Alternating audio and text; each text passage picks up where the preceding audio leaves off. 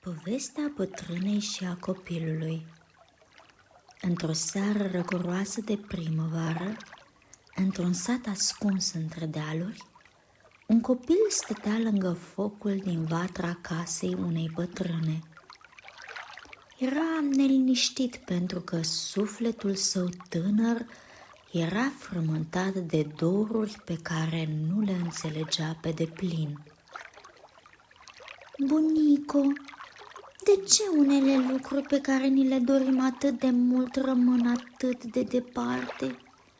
A întrebat copilul cu ochii pierduți în flăcările ce dansau înaintea lui. Bătrâna a zâmbit blând, netezindu-și șorțul uzat. Știa că venise momentul să-i spună o poveste. Copile, lasă-mă să-ți vorbesc despre râul cel neobosit și muntele cel tăcut. E o poveste veche, dar una care m-a ajutat să înțeleg inimile oamenilor. Povestește-mi, bunico! Bătrâna începu cu glas cald. A fost odată un râu tânăr care curgea vioi printr-o vale verde. Visa mereu să ajungă la ocean, să fie una cu nemărginirea. Dar, într-o zi, în drumul său, a întâlnit un munte înalt și maestuos. Copilul înclină capul intrigat. Și ce s-a întâmplat, bunico? Râul s-a oprit pentru o clipă, cucerit de frumusețea muntelui. Cât de puternic și de frumos ești, i-a spus râul. Aș vrea să-ți fiu aproape, să-ți simt rădăcinile și să mă cuibăresc în inima ta. Și muntele ce a spus? Întrebă copilul, începând să simtă o neliniște asemănătoare celei pe care o purta în suflet.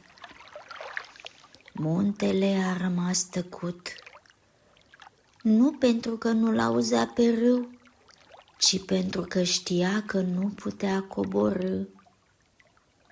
Eu sunt ancorat aici, părea să spună muntele.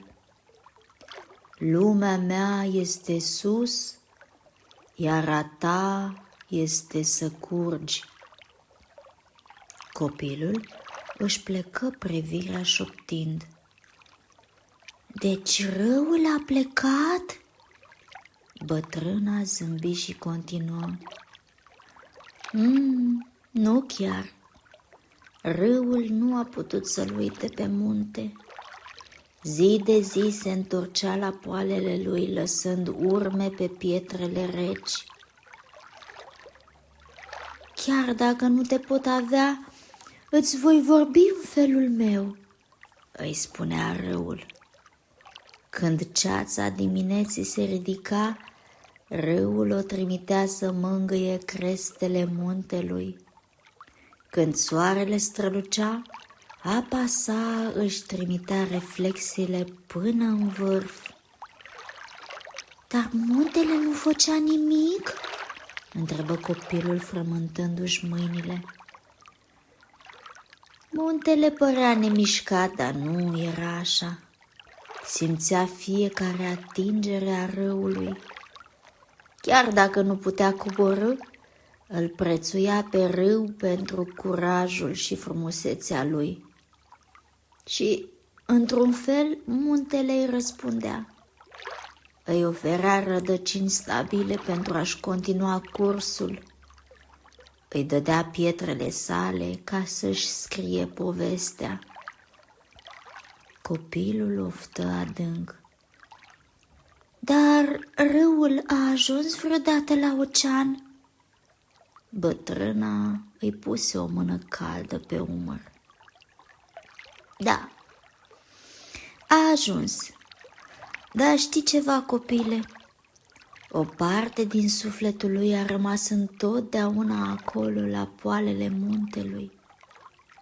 Și muntele, chiar dacă nu s-a mișcat, păstra amprenta râului pentru totdeauna. Deci râul nu l-a uitat niciodată? Nu, dragul meu, dar nu a fost nevoie să uite. Uneori iubirea nu înseamnă să fii aproape de celălalt. Iubirea înseamnă să continui să curgi, să-ți împlinești destinul, chiar dacă o parte din tine va rămâne mereu lângă acel munte. Copilul privi focul pierdut în gânduri. Crezi că râul era trist, bunico? Poate uneori da, dar râul a devenit mai puternic, mai frumos, pentru că și-a purtat iubirea cu demnitate.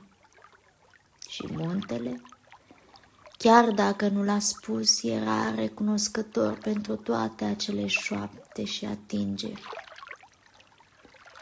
Copilul rămase tăcut o vreme, apoi șopti: mulțumesc, bunico. Cred că încep să înțeleg. Bătrâna îl mângâie pe creștet zâmbind. Vei înțelege, dragul meu. Și când vei întâlni propriul tău munte sau propriul tău râu, îți vei aminti această poveste. Și atunci vei ști că iubirea nu este doar despre apropiere, ci și despre curajul de a continua.